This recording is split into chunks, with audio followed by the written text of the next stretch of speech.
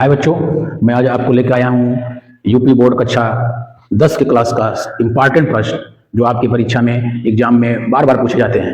तो देखिए, आपके सामने एक प्रश्न दिया गया है कि के किस मान के लिए निम्न समीकरणों के युग्म के अनंत हल होंगे। अनंत हल होने के लिए मैं आपके वीडियो बना चुका हूँ, उसको आप देखिए। अनंत हल होने के लिए आपका कैसा प्रतिबंध होना चाहिए? a1/a2 बराबर b1/b2 बराबर c1/c2, यानी इसी प्रतिबंध से, इसी संबंध से आपके के मान ज्ञात हो जाएंगे। लेकिन सबसे हमें करना क्या है? सर्वप्रथम ये देखिए, दिया गया है कि kx प्लस वाई बराबर के स्क्वायर और x प्लस के वाई बराबर 1। तो आपको सर्वप्रथम करना यह है कि आपके दो चर वाले रैखिक समीकरण होते हैं, उससे तुलना आपको करना है प्रश्न के समीकरण को।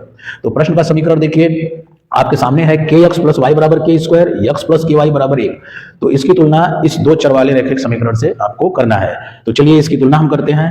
ये समीकरण, पहला समीकरण हम लिखते हैं kx प्लस वाई और के स्क्वायर को बराबर के वाई तरफ करके लिखते हैं माइनस के स्क्वायर बराबर 0, क्योंकि जो दो चर वाला रैखिक समीकरण है तो a1x plus b1y plus c1 बराबर 0 है, तो हमें भी ऐसा ही बनाना पड़ेगा।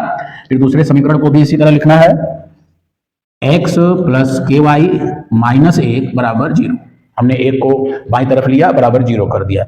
अब इसकी तुलना इससे करने पर तो a1x, देखिए यहां पर a1x है, a1x है तो x का गुणांक a1 है, b1y है, y का गुणांक b1 है, c1 है। तो इससे तुलना आप पहले समीकरण से कर दीजिए। तो a1 के स्थान पर, यानी आपका जो समीकरण, प्रश्न का समीकरण है, इसकी तुलना इससे करिए तो आपको मिलेगा a1 की जगह क्या लिखा मिलेगा? k, यानी a1 बराबर k। b1 की जगह क्या मिलेगा लिखा हुआ? देखिए y का गुणांक b1, यहाँ y का गुणांक कुछ नहीं है तो 1 तो रहता ही है, तो यानी b1 बराबर 1 और c1 देखिए, c1 बराबर माइनस के स्क्वायर। ठीक इसी प्रकार दूसरे समीकरण की तुलना करेंगे तो दूसरा समीकरण में देखिए x का गुणांक क्या है? k है, तो यानी a2 बराबर आपको मिलेगा, सॉरी दूसरा समीकरण आपका ये है, तो a2 बराबर आपको मिलेगा 1 और b2 मिलेगा, y का गुणांक क्या है? k, तो b2 मिलेगा k और c2 मिलेगा आपको माइनस 1। यानी सबसे पहले हमको तुलना करके a1 b1 c1 a2 b2 c2 प्राप्त करना होगा।